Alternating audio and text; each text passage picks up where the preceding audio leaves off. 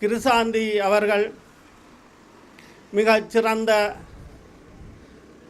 மாணவியாக சுண்டுக்குழி மகளிர் கல்லூரியிலே அந்த நாளிலே 8 பாடங்களில் இருந்த நேரத்தில் 7 பாடங்களில் விசேட சித்தி டிஸ்டிங்ஷன் சித்தியை பெற்றுக்கொண்ட ஒரு சிறந்த மாணவி. அவருடைய கனவு வைத்தியராக வேண்டுமென்றும் அதுவும் அவர் மிகச்சிறந்த பெறுவேற்றினை பெற்று கொழும்பு மருத்துவக் கல்லூரிக்கு செல்ல வேண்டும் என்ற கனவுடன் இருந்ததாக அவருடைய தம்பியார் பிரணவன், அவர் என்னிலும் 1 வயது குறைந்தவர், என்னுடன் உயர்தர கல்வியை கற்றிருந்தார். அவர் சாதாரண தர பரீட்சையை எழுத முடியாத நிலையில் இடம்பெயர்வு காலத்தில் அந்த பரீட்சை நடைபெறாத நிலையிலும் அவர் உயர்தரத்தில் எங்களுடன் அடுத்த வகுப்பில் இருந்தாலும் அடுத்த வருடத்தில் இருந்தாலும் மிக மீத்திறமை மிக்க மாணவன், மிகவும் சிறந்த மாணவன். நாங்கள் அவரிடம் பார்க்க 1 வயது கூடவாக இருந்த பொழுதும் அவருடைய கல்வி புலமையை கண்டு ஆச்சரியப்பட்ட தக்கவர். பெரியோவான் கல்லூரியில் கல்வி கற்றவர். அப்போ அவர் எங்களுக்கு சொல்லிக்கொள்வார், தாங்கள் என்னுடைய தமக்கையாரினுடைய உயர்தர பரீட்சையை முடித்து கொண்டு நிச்சயமாக கொழும்புக்கு செல்வதற்கு திட்டமிட்டிருந்தார்கள். அவருடைய கிருசாந்தி அவர்களுடைய தமக்கையார் கொழும்பிலே சீமா கல்வியை கற்றுக்கொண்டிருந்தார். அவர்கள் அனைவருமே கொழும்புக்கு செல்வதற்கு திட்டமிட்டிருந்தனர். இந்த உயர்தர பரீட்சை 96ஆம் ஆண்டு உயர்தர பரீட்சையை முடித்து கொண்டு கொழும்புக்கு செல்வதற்கு திட்டமிட்டிருந்தனர். இந்த நிலையிலே கிருசாந்தி அவர்கள் தன்னுடைய உயிர் தோழியாகிய நண்பியின் மரணத்தை கேள்வியுற்ற நிலையில் மிகவும் மனவிரக்தியுடன் இருந்தார் என்று அறிய முடிகின்றது. அந்த நிலையில் இரசாயன பாட பரீட்சையை முடித்து கொண்டு வருகின்ற நேரத்தில் இதே நேரம் கிட்டத்தட்ட இப்பொழுது நான் உரையாற்றி கொண்டிருக்கிற இந்த நேரத்திலே தான் இந்த மண்ணில் இருந்த சோதனை சாவடியில் அவர் தடுத்து வைக்கப்பட்டு பாலியல் வன்கொடுமை செய்யப்பட்டு பல இராணுவ படையினரால் பாலியல் வன்கொடுமை செய்யப்பட்டு இறப்பின் பின்னர் அவர் புதைக்கப்பட்டிருந்ததாக சாட்சியங்களின் மூலம் அறிய தரப்பட்டிருந்தது. இந்த நிலைமையில் அவரை தேடிச் சென்ற, அதாவது பாடசாலை மாணவன் பாதுகாப்புக்கு அச்சுறுத்தல் இல்லை, பாடசாலையின் பிரதி அதிபர், மிகவும் கண்ணியமும் கட்டுப்பாடும் மிகுந்த ஒரு அதிபர் தன்னுடைய மகனையும் கூட்டிக் கொண்டு தன்னுடைய மகள் ஏன் இன்னும் காண வரவில்லை என்று இந்த இடத்திலே சோதனை சாவடியில் அவரை அவதானித்த வேறு நபர்களின் கருத்தினை எடுத்துக்கொண்டு இந்த இடத்துக்கு வந்த அவர் எங்கே இருக்கின்றார் என்று வினாவிய வேளையில் அவருடைய பாதுகாப்புக்கு இன்னும் ஒரு நண்பர் ஒருவரையும் கூட்டிக் கொண்டு வந்து இந்த இடத்திலே அவர்களையும் மிலேச்சத்தனமாக படுகொலை செய்யப்பட்டு இந்த நினைவு நாள் அவர்களுக்கும் உரிய நினைவு நாள். என்னை பொறுத்தவரையில் எனது நண்பனான பிரணவன் அவர்களின் இழப்பு என்று என்னுடைய உயிருள்ளவரை இது ஞாபகத்திலிருந்து அழியாது. அதே நேரத்தில் கிருசாந்தியின் தமக்கையாராகிய பிரசாந்தி அவர்கள்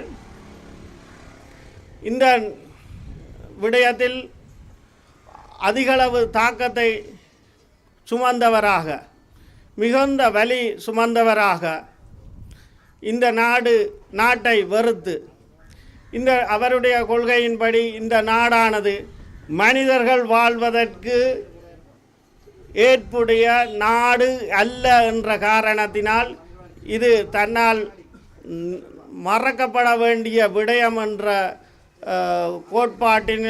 கோட்பாட்டால் இது பற்றி எவருமே இனிமேல் முயற்சிக்க கூடாதென்று எங்களுடன் உரையாடும் பொழுது கருத்து தெரிவித்திருந்தார்.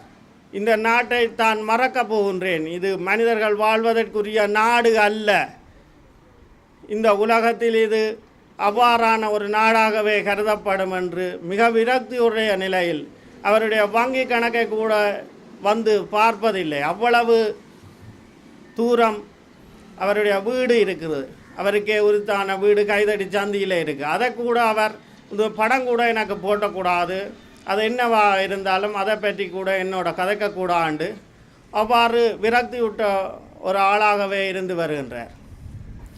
இவ்வாறான மிகவும் பாரதூரமான பாரதூரமான கொலைகளை செய்துவிட்டும் இந்த இராணுவம், இந்த இலங்கை அரசாங்கம் அதனை பாதுகாப்பு படை என்ற பெயர் குறித்து நிற்கின்றது. இது வெட்கப்பட வேண்டியதா, வேதனைப்பட வேண்டியதா, நகைப்புக்குரியதா என்று என்னால் கருத்து தெரிவிக்க முடியாத நிலையில் உள்ளேன். இந்த நிலையில்தான் நாங்கள் வாழ்ந்து வருகின்றோம்.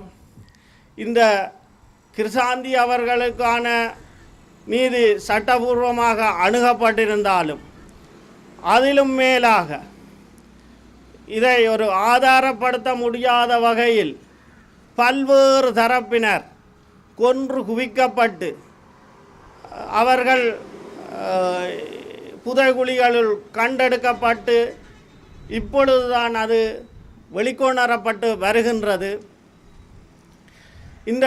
இந்த நேரத்தில் உணர்வுள்ள, உயிருடன் வாழ்கின்ற உணர்வுமிக்க மனிதர்கள் இந்த நிகழ்வை, இந்த அவலமான நிலையை உணராமல் வாழ்ந்து கொண்டிருப்பார்களேயானால் அவர்கள் எந்த வகையில் எங்களுடன் மனிதர்களாக கருதப்படக்கூடிய, தமிழர்களாக கருதப்படக்கூடியவர்களாக வாழ்வார்கள் என்றது இங்கு கேள்விக்குறியாக இருக்கின்றது. எந்த ஒரு மனிதனும் இங்கே பாசப்பிணைப்பால் கட்டுன்ற பல நூறு மக்கள், அதாவது அவர்களுடைய சகோதரங்கள், அயற்குடும்பத்தினர் காணாமல் போயுள்ளார்கள். ஆனால் அவர்கள்தான் இந்த புதைகுழியில் புதைக்கப்பட்டவர்களா என்ற ஆதாரப்படுத்துகிற நிலைமையில் சில மிகவும் அல்லலுறுட்டு வருகின்றனர். இந்த விடயங்கள் சர்வதேச ரீதியில் முன்கொணரப்பட வேண்டிய விடயங்களாகவே இருந்து வருகின்றது. இதற்கு சரியான நீதி பொறிமுறை ஒன்று அவசியமாகின்றது. இதற்காக இந்த மக்கள் பாடுபட வேண்டும் என்பதே எனது பேரவா ஆகும்.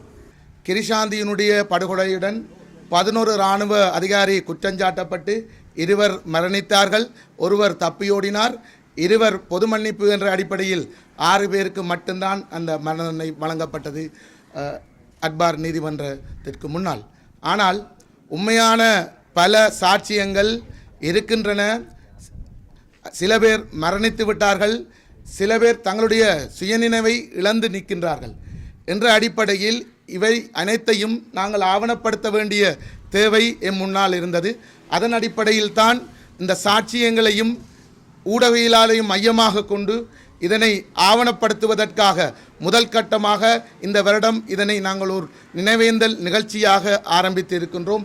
அடுத்து வரும் ஆண்டுகளில் அதனை ஒரு ஆவணமாக இதில் வெளியிடுவோம். அவ்வாறான பல சாட்சியங்கள் இருக்கின்றன. வெளிப்படுத்தப்படாத ஒரு சில சாட்சிகளை நான் இங்கே கூற விரும்புகிறேன். முதலாவது சாட்சியாக இந்த கிருஷாந்தியினுடைய படுகொலையின் பிரதான முதன்மை சாட்சியான ஆறுமுகநாதன் புவனேஸ்வரி அவர்கள் இந்த மனித புதைகுழியிலே 7ஆம் தேதி காலை கிருஷாந்தியுடைய நண்பி ஞானந்தி இராணுவ வாகனத்தினால் அடித்து படுகொலை செய்யப்பட்ட பின்னர் அதனை படுகொலை அல்லாது அதனை ஒரு விபத்தாக கருதி அதற்கு தீர்ப்பு வழங்கி அது சாதாரண நிகழ்வாக முடிவடைந்து விட்டது. அதனுடைய தொடர்ச்சியாகத்தான் கிருஷாந்தியினுடைய நண்பி அதே 7ஆம் தேதி காலை 8 மணி அளவில் புங்கங்குளம் சந்தியில் வைத்து ஞானந்தி இராணுவ வாகனத்தினால் அடித்து படுகொலை செய்யப்படுகின்றார். மதியம் 12:30 மணிக்கு இதில் கிருசாந்தி தடுத்து நிறுத்தப்படுகின்றார். கிருசாந்தியை தடுத்து நிறுத்துமாறு ஒரு சில பெண்களுடைய பெயர்களை குறிப்பிட்டு சோமரட்ன ராஜபக்சவிடம் ஒரு துண்டு வழங்கப்பட்டதாக சோமரட்ன ராஜபக்ச சென்ற கிழமை தன்னுடைய செய்தியை ஊடகங்களுக்கு வழங்கியிருக்கின்றார். அத்துடன் குறிப்பாக குமாரசாமி ராசம்மா அவர்களும் 2:30 மணியளவில் குறித்த 2வது சோதனை சாவடிக்கு வருகை தந்து மீண்டும் இங்கே இருந்து ஞானந்தியினுடைய வீட்டுக்கு சென்று அங்கு கிருஷாந்தி வந்ததாக விசாரித்து மீண்டும் வந்து 1வது சோதனை சாவடியில் மீண்டும் அங்கு விசாரித்து அங்கு வைத்து கைது செய்யப்படுகின்றார். இந்த நிகழ்வை கண்கண்ட சாட்சியமான கைதடியைச் சேர்ந்த கணநாதன் இறந்து விட்டார். சாட்சியம் மறைக்கப்பட்டு விட்டது, மறந்து விட்டது. எனவே நாங்கள் ஒரு முடிவை எடுத்தோம். இன்னும் பல சாட்சியங்கள் உயிருடன் இருக்கிறார்கள். கிருஷாந்தியை மட்டுமல்ல, செம்மணி படுகொலையுடன் தொடர்பட்ட பல கண்கண்ட சாட்சியங்கள் அந்த சித்திரவதைகளை அனுபவித்து இறுதி பலாலி யாழ்ப்பாணம் 512வது பிரிகேட்டினுடைய தலைமைச் செயலகம் 53வது படையணி, அதனை விட இராணுவ காவலர்கள் இருந்த அனைத்து பகுதியிலும் இருந்த மக்கள் சாட்சியங்கள் வழங்க தயாராக இருக்கின்றார்கள். அவர்கள் உள்ளக சாட்சிகளை வழங்க தயாராக இல்லை. அதுவும் குறிப்பாக இந்த ஏனையின் வீதிக்கும் அங்கே இருக்கின்ற கொட்டுக்கிணத்துக்கும் இடைப்பட்ட இந்த வயல் பரப்பிலே முற்றுமுழுதாக சூனிய பகுதியாக இருந்து இந்த நிலத்திலே பல உடல்கள் அடக்கம் செய்யப்பட்டு சித்திரவதைப்படுத்தப்பட்டு படுகொலை செய்யப்பட்டவர்கள் இங்கே புதைக்கப்பட்டனர். சோமரட்ன ராஜபக்ச ஜூலை மாதம் நீதிமன்றத்தில் தன்னுடைய சாட்சியை கூறி சில வாரங்கள் இந்த பாதை முற்றுமுழுதாக நிறுத்தப்பட்டு அதிநவீன ஒளி வீச்சு இயந்திரங்களை பயன்படுத்தி கனகர வாகனங்களை பயன்படுத்தி இங்கே அகழ்வு செய்து அந்த எண்புகளை எடுத்து எரித்ததாக இந்த பகுதியினுடைய வசிக்கின்ற மக்கள், கண்கண்ட மக்கள் சாட்சி சொல்ல தயாராக இருக்கின்றார்கள். இவ்வாறு பல சாட்சியங்கள் இருக்கின்றன. மணியந்தோட்டம் மனித புதர்களுடைய சாட்சிகளும் மிகவும் தெளிவாக இருக்கின்றன. அந்த இடத்தை அடையாளம் காட்டக்கூடிய சாட்சியங்களும் தற்பொழுது கிடைத்திருக்கின்றது.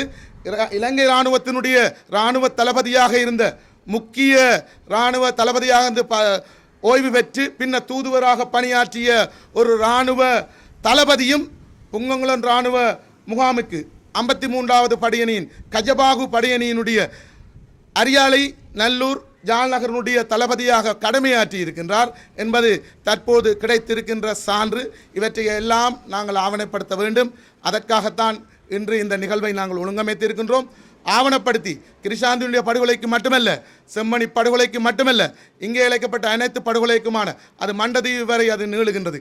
மண்டதீவில் கூட 58 பொதுமக்கள் கைது செய்யப்பட்டு அல்லப்பட்டி மண்டதீவு ஊடாக யாழ்ப்பாண கோட்டையை கைப்பற்றுவதற்காக மனித கேடயமாக பயன்படுத்தி இராணுவத்தின் போர் அரங்கின் முற்பகுதியில் மக்களை 3 நாள் உணவில்லாமல் கொண்டு சென்ற சாட்சியமும் இருக்கின்றன.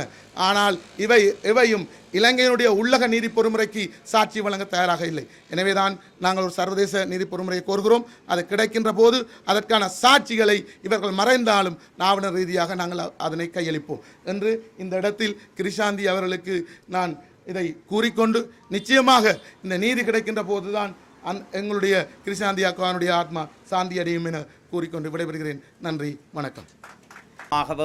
அதே நேரத்திலே இனப்படுகொலையின் அரச கொள்கையின் காரணமாகவும் கொன்றளிக்கப்பட்ட சாட்சியங்களில் ஒன்றாக கிருஷாந்தி குமாரசாமி அவர்களுடைய இந்த மீளெழுகை காணப்படுகின்றது. அதாவது அவர் எங்களுடைய மக்களிடத்திலே இருந்து ஒரு பாடசாலை மாணவியாக தன்னுடைய கல்வியை தொடர முடியாதவராக, ஒரு பெண்ணாக தன்னுடைய மானத்தை காப்பாற்ற முடியாதவராக, இலங்கை அரசாங்கத்தினுடைய கொள்கைகளின் காரணமாக, பேரினவாத கொள்கைகளின் காரணமாக கூட்டு பாலியல் வல்லுறவுக்கு உட்பட்ட ஒரு சம்பவத்தை நாங்கள் இன்று கூர்ந்து கொண்டிருக்கின்றோம்.